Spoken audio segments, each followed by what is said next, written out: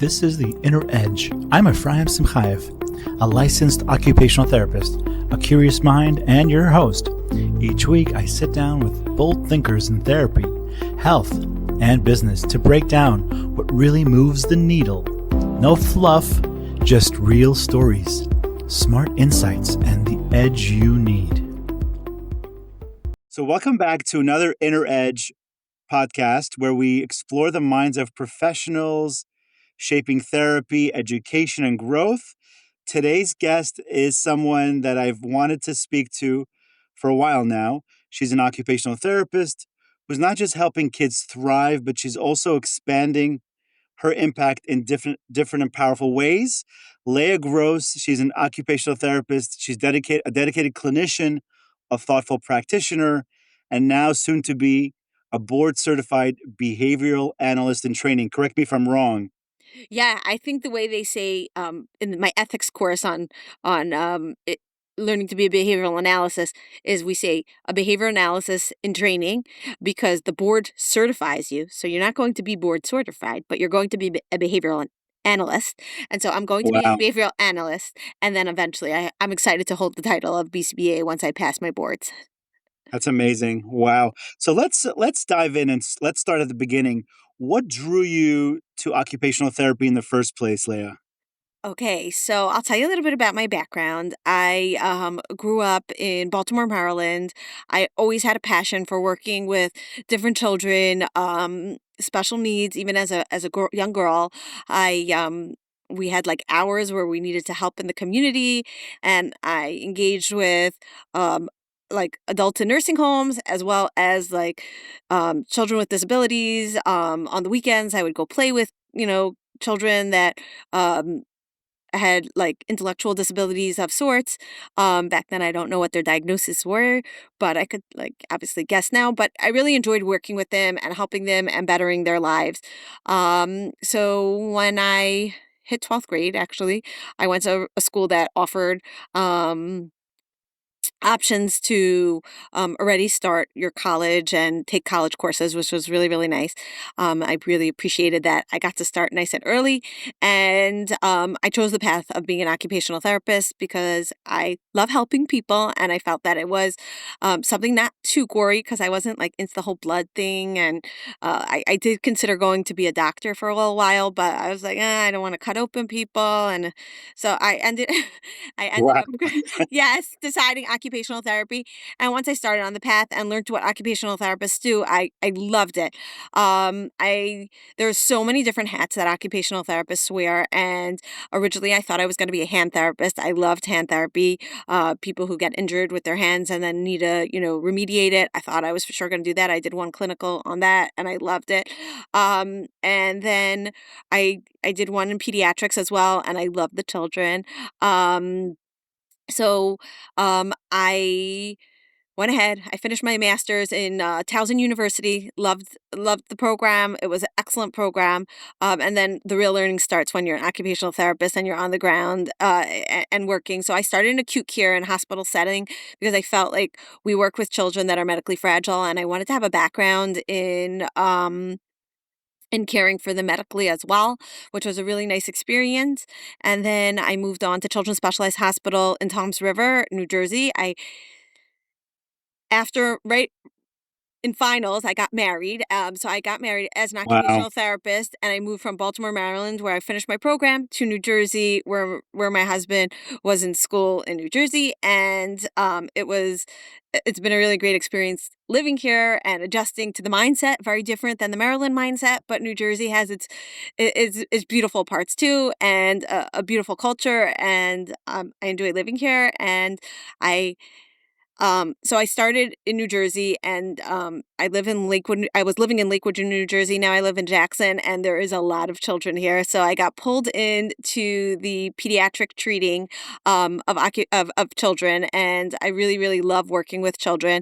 So I started in children specialized. I worked as in the outpatient unit, and it was really, really nice. I got really great training. I have a supervisor there that I still think about all the time. Her name is Gina Freeman.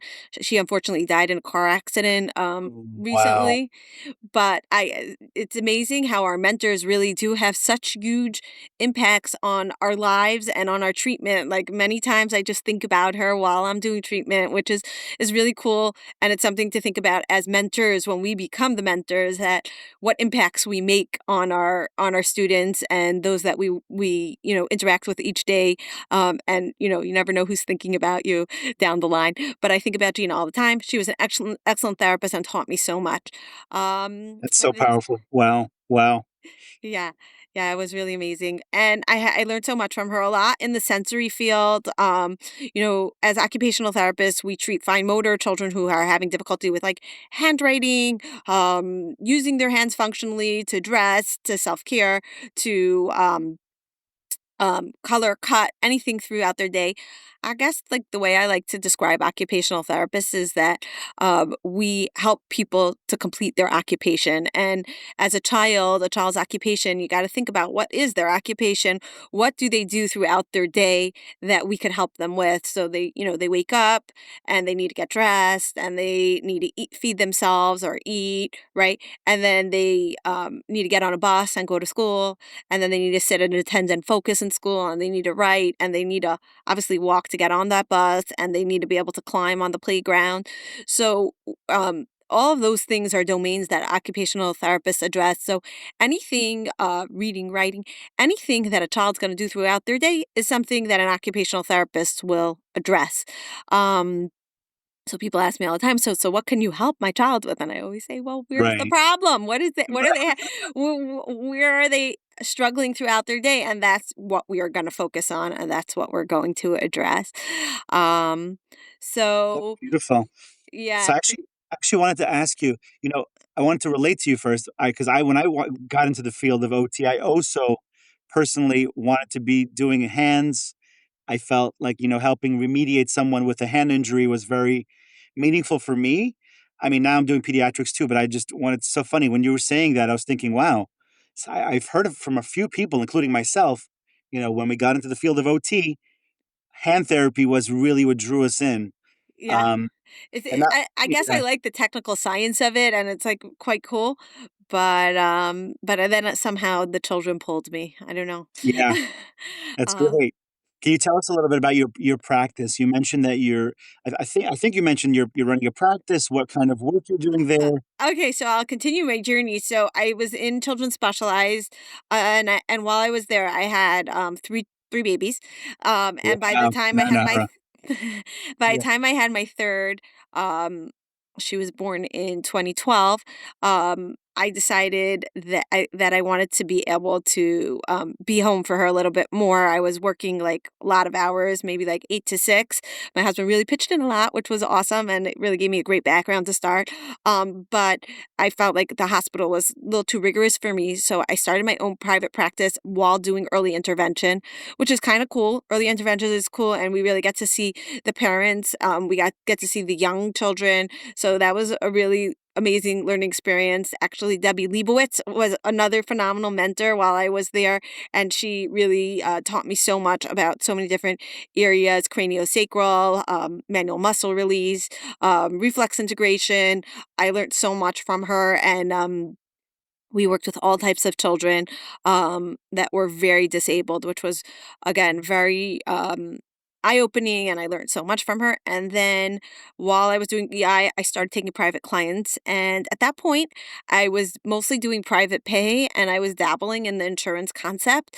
Um, and as my practice continued and I was meeting up with families and children that really needed help, I felt like all children should have accessibility to getting occupational therapy.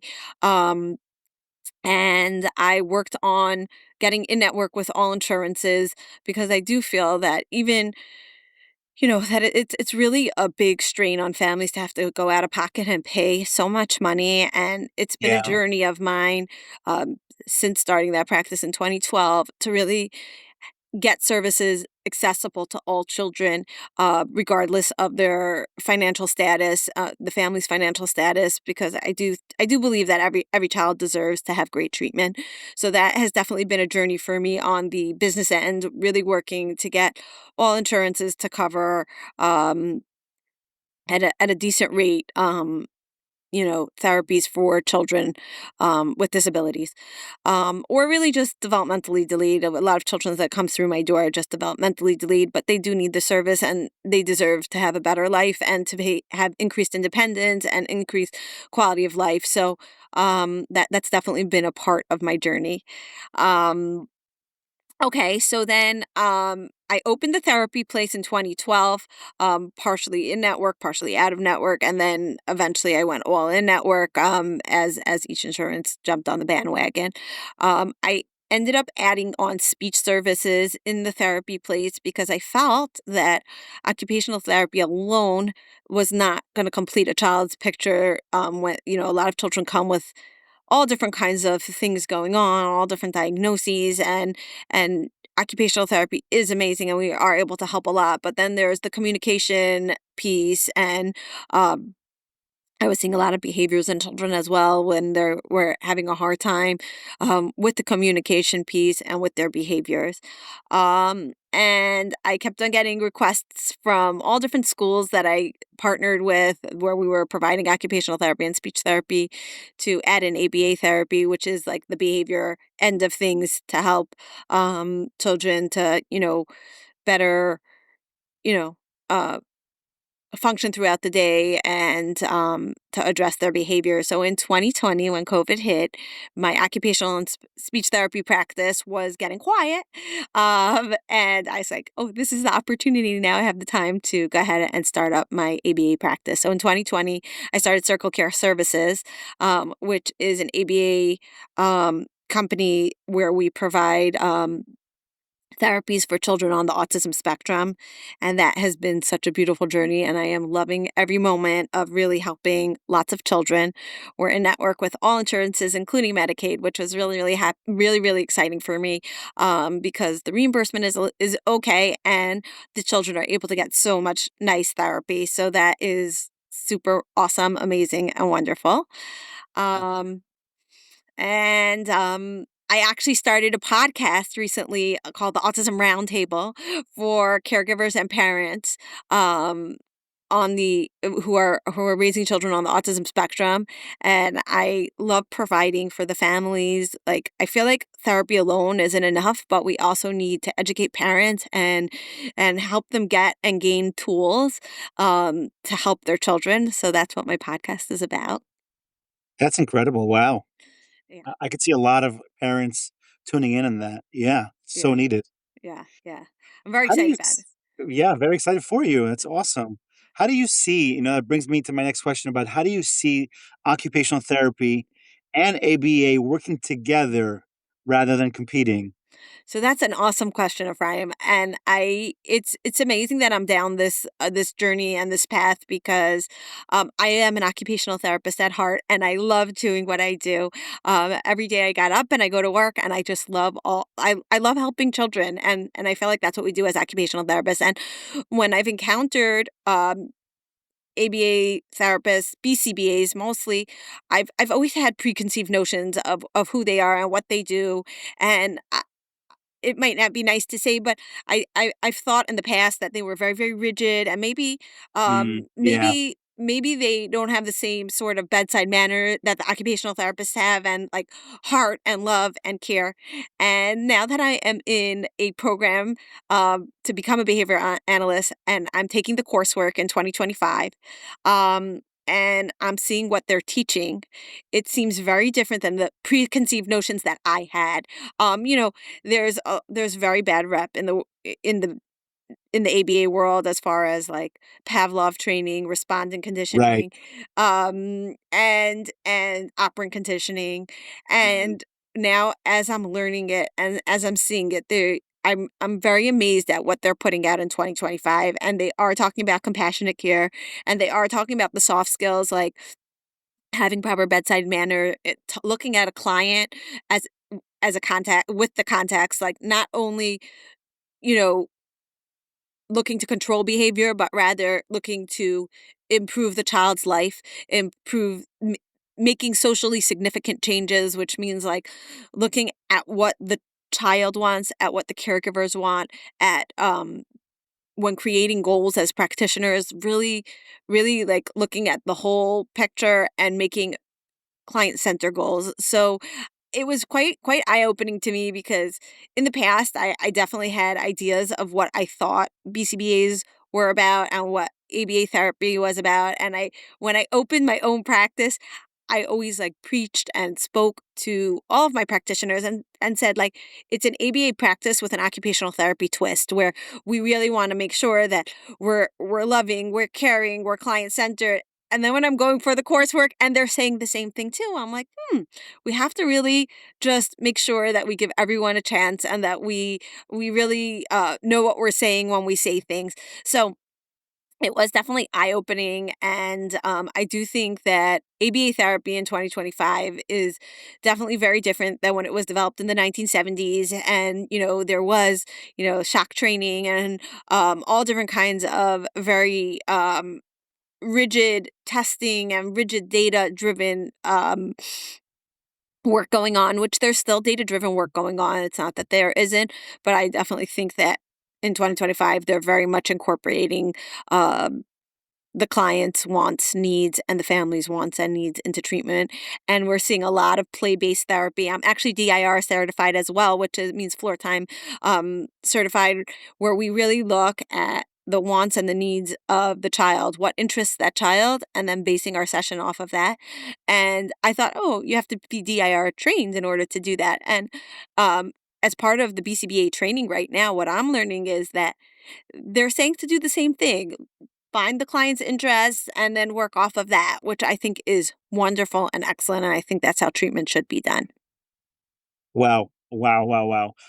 So that's great. And, I never knew that BCBAs actually apply a lot of the floor time, that individualized approach to see the interests of the child. And I think you're right. There's a lot of stigma in this, in the sense of like BCBA being a little bit more rigid and floor time being the complete opposite. That's how I thought of it also in the past. And what's You, interesting in New Jersey is that yeah. Medicaid is now starting to reimburse for floor time.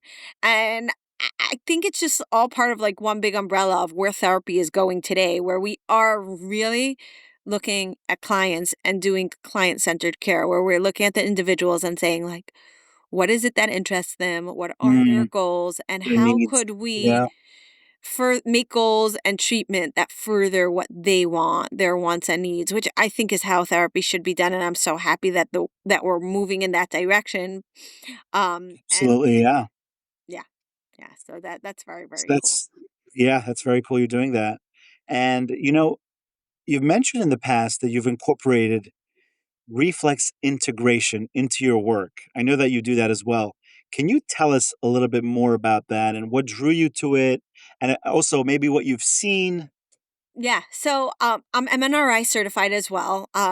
I guess as you're listening to all the different certifications I have, I just love learning. So I like to explore every single aspect of the field and hear the pros and cons of everything. And I really think, they say on the spectrum, you met one child with autism, you met one child with autism.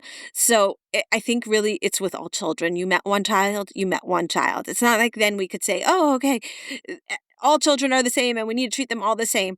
And I love having that in my background where I'm able to pull out of a hat for this child MNRI, for this child Floortime, for this child Therasuit, for this right? And each child is Wow. so individual and so Yeah. different. And I love having that bag of skills. And for practitioners on listening, all I could tell you is keep on going for more courses. The more courses you take and the more knowledge you have in your back pocket, the more confident of a practitioner you'll be. And when you bump into different children and you're able to pull those different skills out and treat them, it's so gratifying. You feel so good that, okay, I have the tools to help them. So MNRI, it was a great course, and it really speaks about reflexes. Now, besides for MNRI, I also took Sheila Frick's course, which I thought was phenomenal as well. That gave me a nice background. And then Julia Harper as well has a great stuff going on. So, just keep on taking courses and learning more, because each time you take a course, you pick up one or two tidbits of information, and then you have that bag of skills that you could just keep on pulling from. So, I love reflexes. I think they're really important. I don't think they're the end all be all, and I think that it's important to remember that different children have different needs. And if you come across a child, and a lot of children could, of course, benefit from reflex integration. And if you come across a child that could, having that skill set of being able to integrate it is really important. So the question is, what are reflexes? So children are born with different reflexes when we're born, and they're really in us, God given, to help us survive as a species. So we're born with things like fight or flight reflex, which we call the Maro, where the baby, like when they cry, they like raise their arms back, and we want to see all of these reflexes integrated as we grow. So usually, most of the reflexes are integrated between, I would say, 6 and 12 months. And sometimes what we see in children with developmental delay or neurological delay, or neurodiversity, is that those reflexes are not integrated and they're retaining them. So we call them retained reflexes. And when we retain those reflexes, they might get in our way. So another one that we have is the ATNR, where, like, if you watch a baby in their crib, right, a lot of times they have their arm like up to their ear on one side, and then their hand out to their other hand out straight, and that is, like, sort of, like a fighting stance. And we want to we want to see that get integrated. So if it's not integrated, and our children are coming to us at 2, 3, 4, 5 and up, we want to really help them to integrate it, because it ends up getting in their way, and sort of distracting them from things that they need to do. So when children have a reflex that's kind of popping out, it's really is distracting to them, and they then can't attend and focus on the things that they're supposed to. So there is all different ways that we integrate reflexes. The order that I like to integrate them in is, when doing occupational therapy eval, I always test first for the Maro, which is the fear, anxiety reflex. So children that have a retained Maro might have an increased anxiety, or like they might shudder when they hear noises. Um, they maybe are more fearful. A lot of times when I get a child with selective mutism, I'll look at the Maro, because, again, a lot of times that has to do with like the anxiety. And then the next one is the TLR, which is the tonic labyrinth reflex, which pretty much we want to be able to separate our upper body from our lower body. And if every time I pick up my hands, my legs have to go up as well, like, so we call that flexion. So if every time my arm goes into flexion and then my legs have to go into flexion, it's distracting and it's hard. So that is another one that we really like to integrate. Next after that would be the ATNR, asymmetric tonic. Help me out, Ephraim. ATNR, The asymmetrical tonic neck reflex. Yeah. next reflex, exactly. And Yes. and that also goes with the STNR. I kind of like to do them together, or STNR first, but um and that is the same thing. Like, when I move one side of my body, the other side of the body has to move as well. So that's right to left. So the TLR is upper and lower, and the ATNR is the left to right.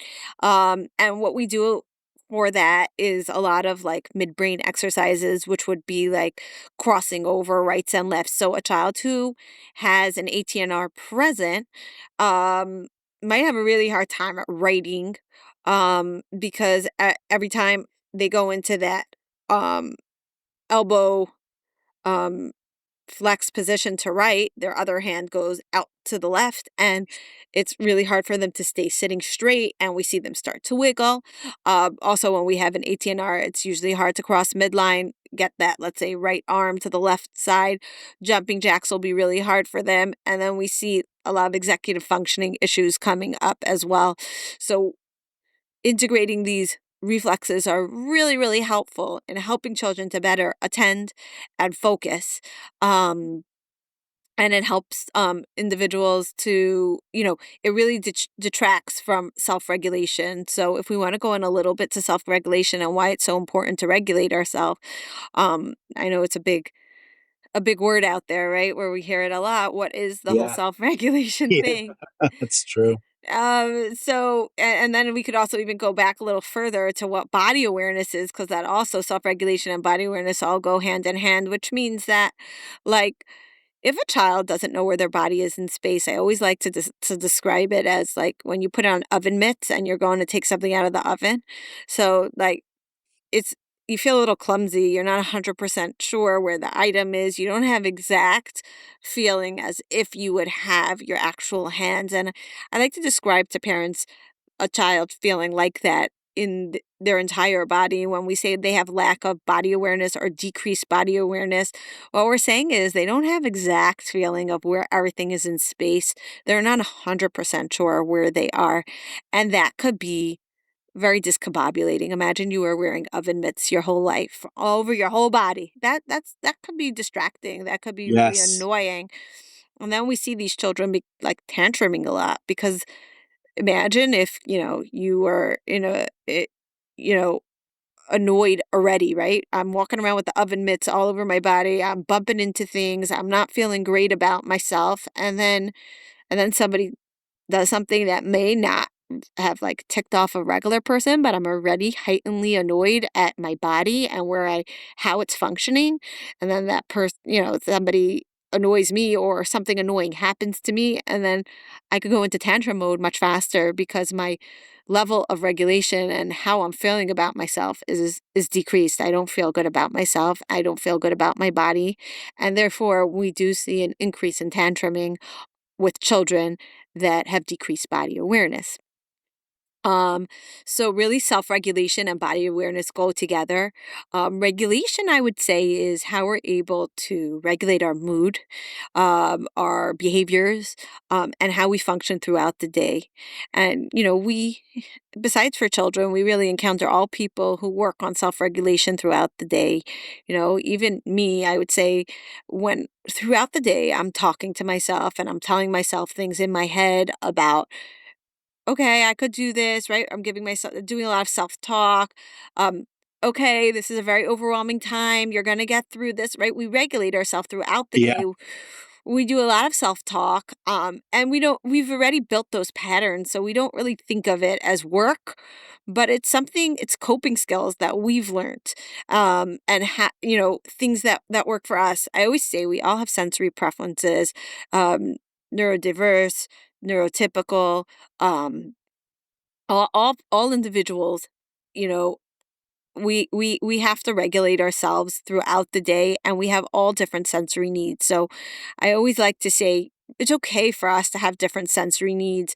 It's only when it impacts our function throughout the day that we really need to address it, and we need to learn better skills for it if it's impacting our day. So like for example, if I go in the car, I turn off the music. I don't like music in the car. I like to think. I like to, just be in my mind and maybe decompress from all the stimulation that I have throughout the day.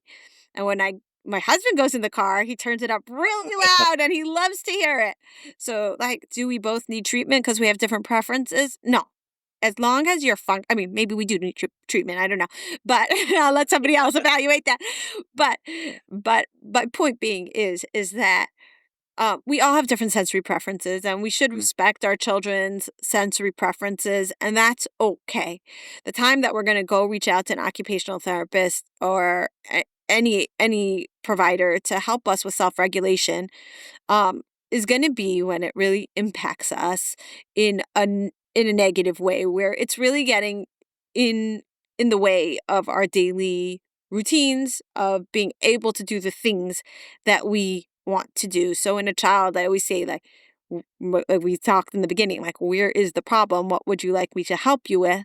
Like, if the child is having a hard time throughout the day to stay self-regulated, he can't get on the bus because he's so busy having a tantrum, or he can't self-feed or eat or take in all of the nutrition that he needs to because he's too picky to, he can't handle the different textures.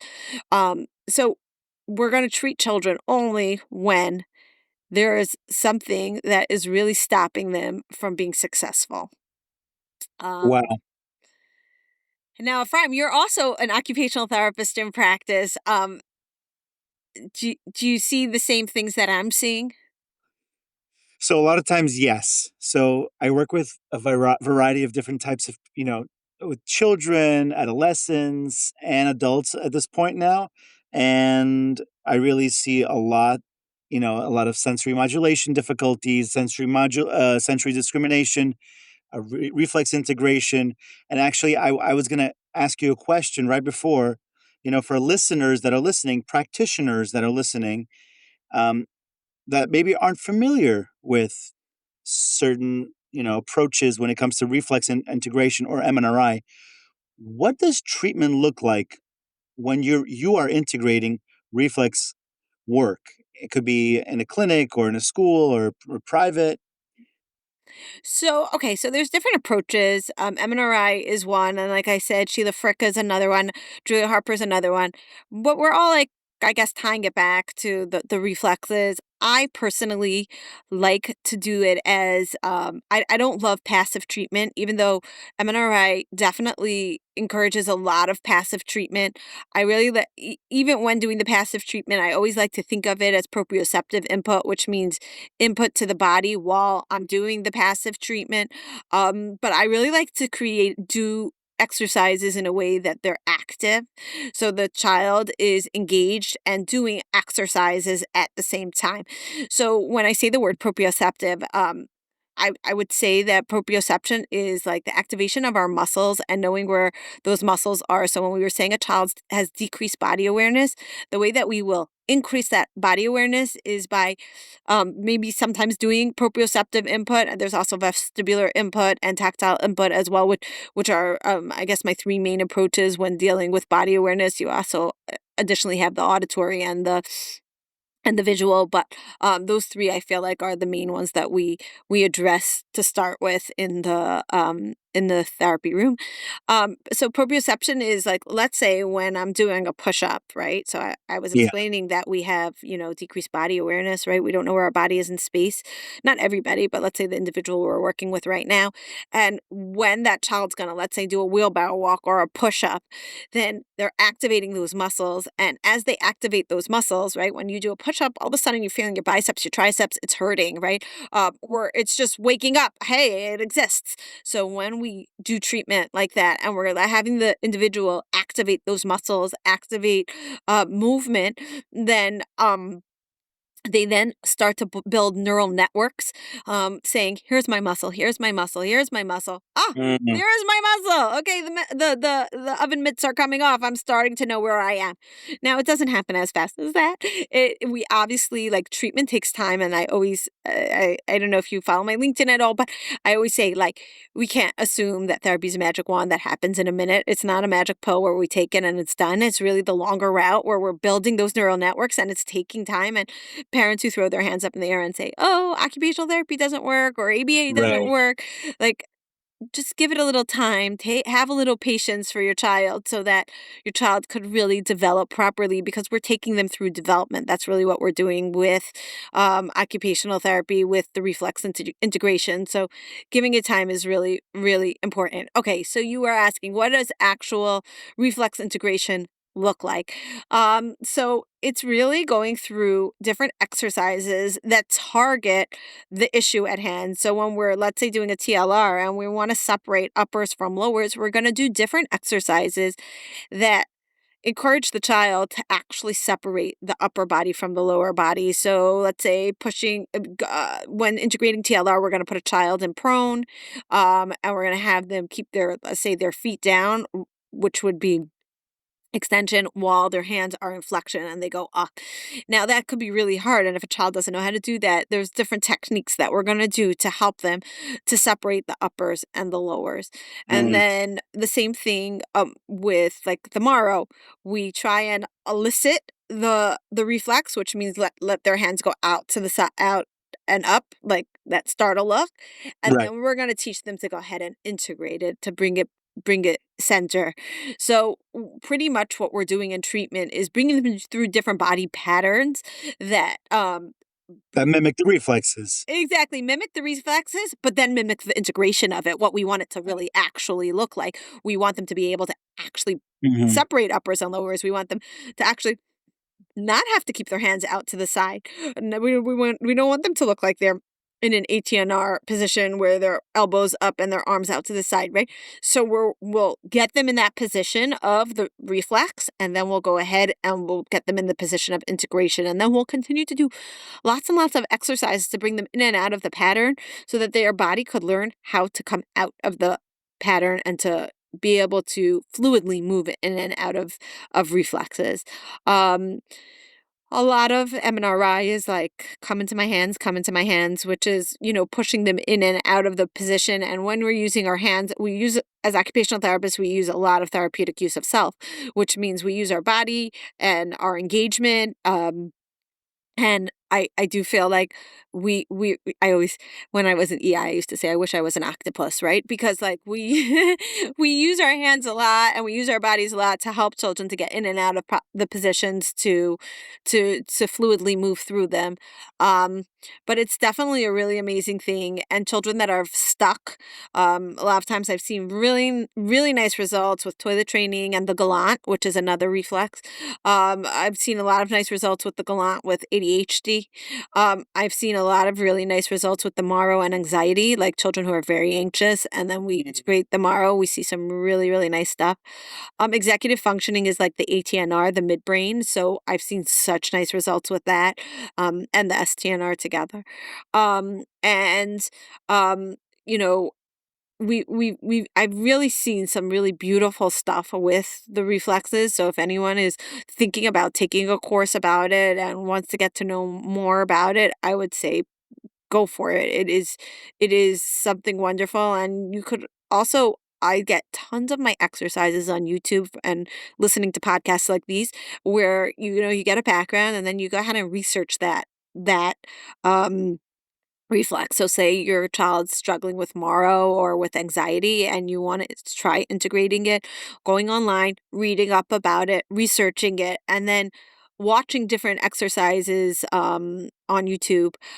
You could really get a lot. I have a YouTube channel called Live with Leah, and that's quite old, but I'm sure you could still find it there, Live with Leah in the therapy place, and I show different exercises in action of integrating reflexes, and I think, you could go on and watch, and it could be That's a very, great very learning useful. experience. Yeah. We'll put that in the show notes. Absolutely. Yeah. Yeah, yeah. You mentioned something that I think about a lot.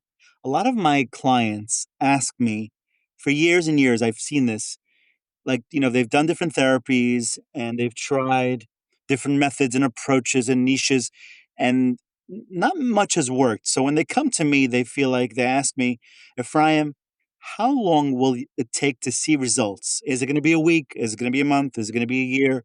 And a lot of times it's very tricky to answer these questions.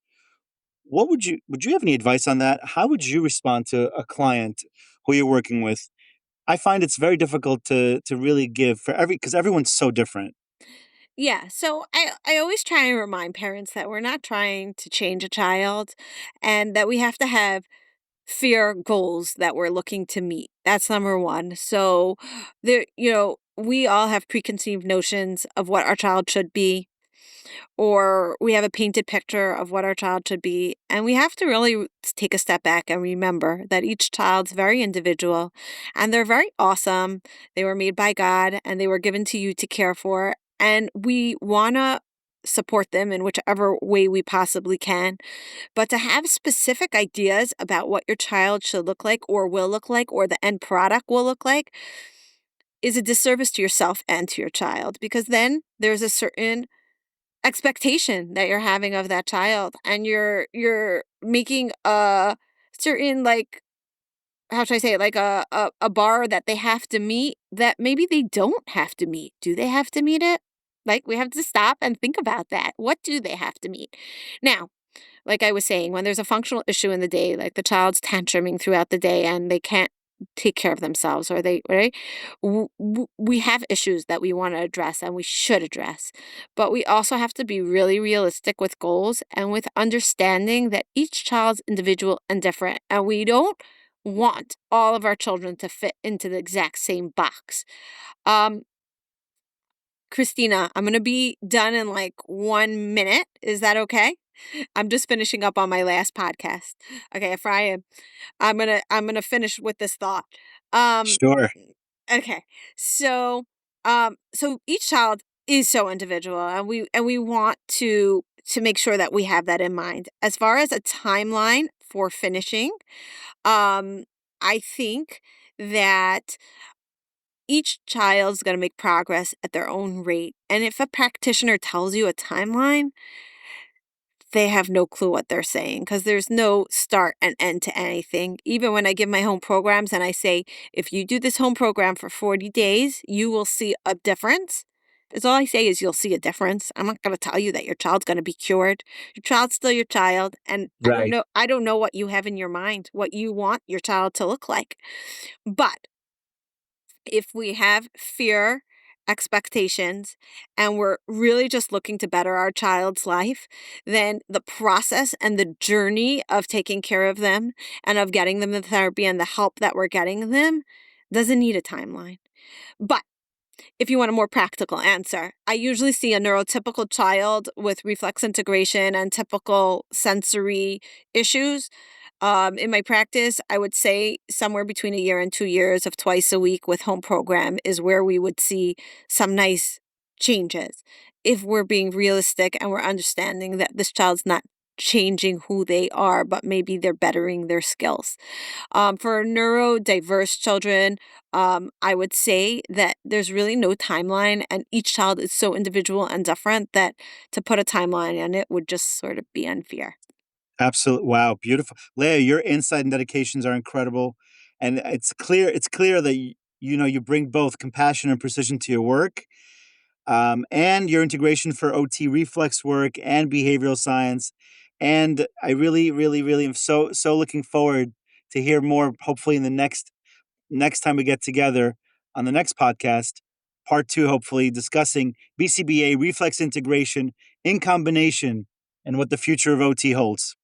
Thank you so much for having me on, Ephraim. Really appreciate it. And I love sharing with the community, with our professions, with the parents. And I think it's really important for us all to always continue learning and always be people of growth, of learning, so that we can provide for the people around us that we love. Thank you so much. Thank you. Okay, It's a my pleasure. pleasure. Take Pleasure. care. Thanks, Ephraim. Take care.